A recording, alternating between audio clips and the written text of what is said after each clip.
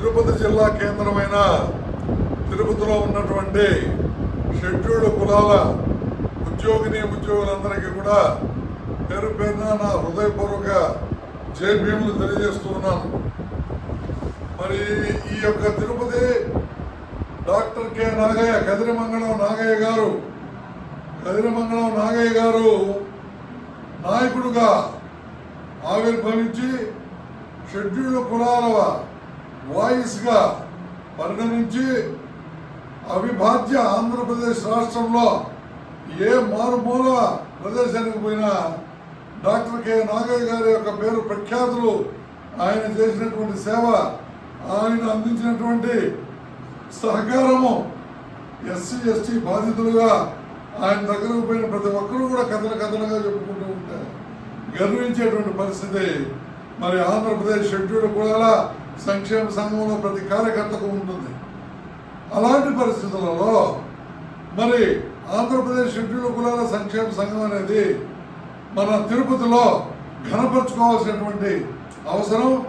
ఆ మహామహుల త్యాగ ఫలాలను వృధా కానీయకుండా నాగయ్య గారు తిరుపతి నుండి హైదరాబాద్కు వెళ్ళి హైదరాబాద్ నుండి యావత్ రాష్ట్రం మొత్తం సేవ చేసినటువంటి పరిస్థితిని దృష్టిలో పెట్టుకొని మనమంతా కూడా పునరంకితం కావాల్సినటువంటి అవసరం ఎంతో ఉన్నది.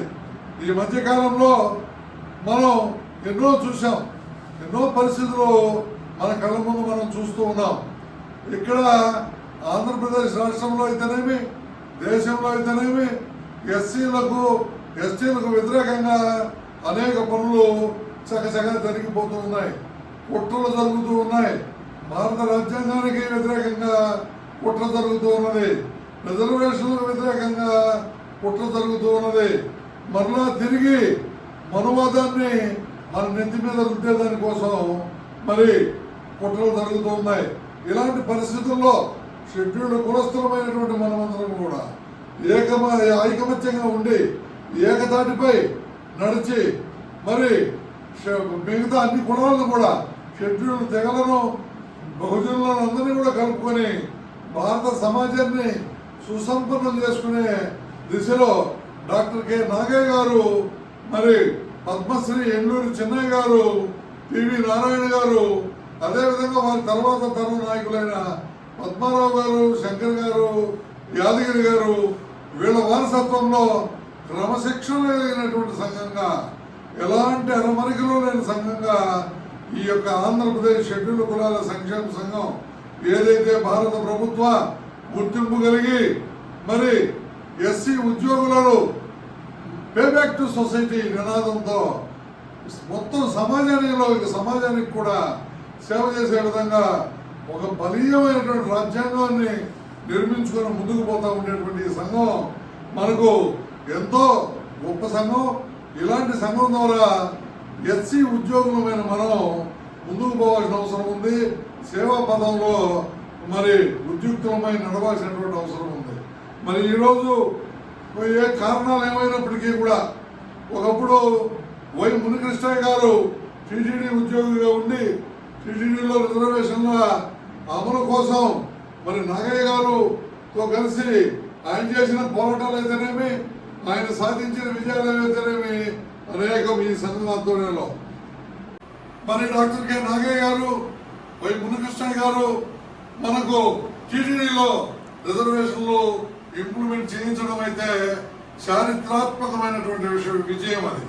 మరి ఈరోజు ఇక్కడ యూనివర్సిటీలు ఉన్నాయి, పెద్ద పెద్ద కళాశాలలు ఉన్నాయి, పెద్ద పెద్ద సంస్థలు ఉన్నాయి, మరి టీటీడీ ఉంది.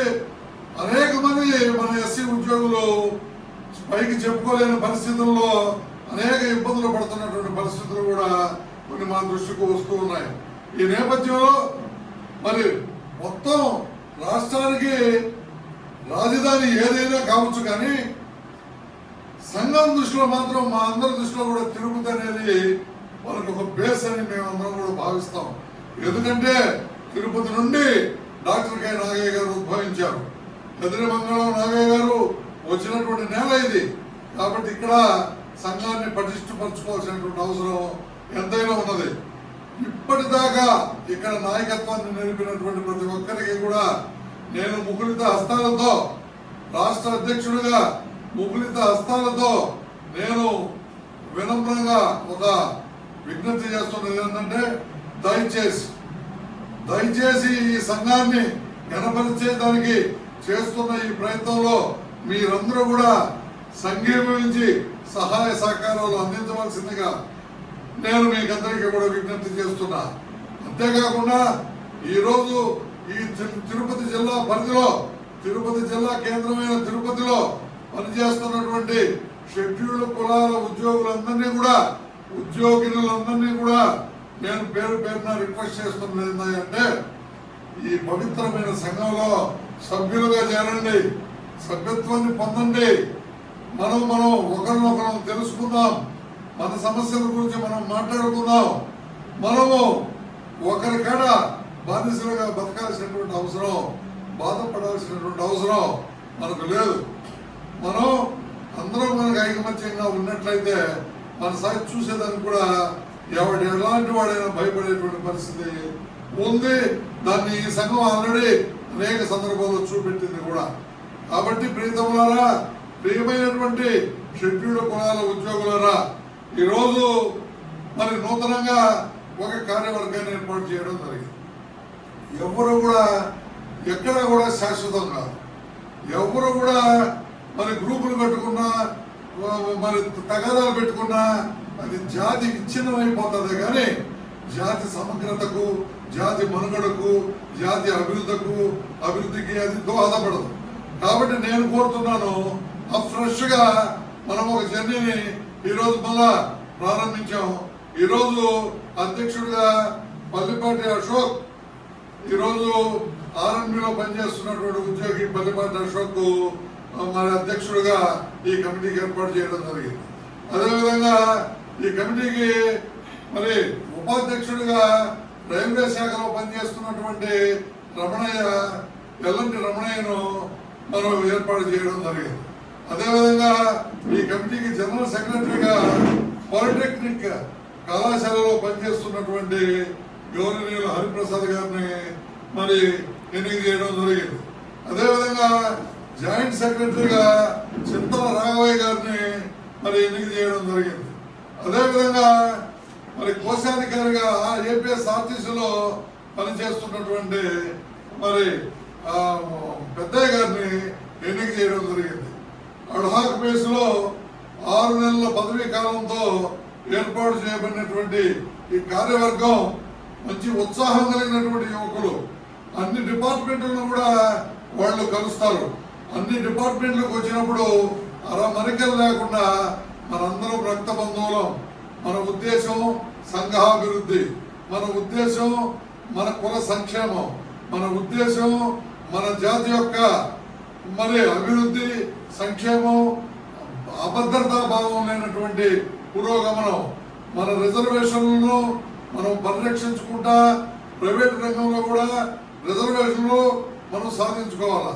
అవుట్ సోర్సింగ్ ఎంప్లాయీస్ ని మనం అందరం కూడా క్రమబద్ధీకరించుకోవడంలో, మరి అదేవిధంగా కాంట్రాక్ట్ లేబర్ ని కూడా క్రమబద్ధీకరించుకోవడంలో, దాంట్లో కూడా మన రిజర్వేషన్ ని సరిగ్గా ఇంప్లిమెంట్ చేసుకోవడంలో, మనకు రావాల్సినటువంటి సప్లాన్ నిధులు పక్కాగా దారి మళ్ళకుండా మన కోసమే ఖర్చు పెట్టుకోవడంలో, వీటన్నిటిలో కూడా మనకు బాధ్యతాయుతమైనటువంటి పాత్ర ఉంది. ఏమిటి ఎందుకు ఆ బాధ్యత అంటే, మనము మన యొక్క ఈ యొక్క రిజర్వేషన్ ఫలాలు పొందాం. ఇంకా ఈ ఫలాలు పొందినటువంటి వాళ్ళు అనేక మంది ఉన్నారు. ఉద్యోగాలు కూడా పొందాం. ఈ ఉద్యోగం అంటే మరి ఆ రుచి అన్నట్టు చూడనటువంటి వాళ్ళు లక్షల సంఖ్యలో, కోట్ల సంఖ్యలో ఉన్నారు.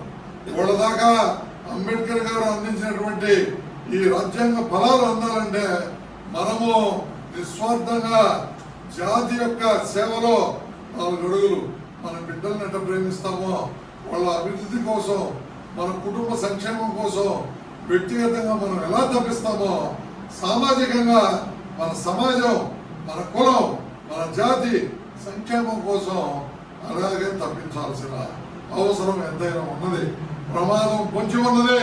రిజర్వేషన్లను ఎత్తేసే ప్రమాదం ఆల్రెడీ ప్రమాద గంటికలు మోగాయి.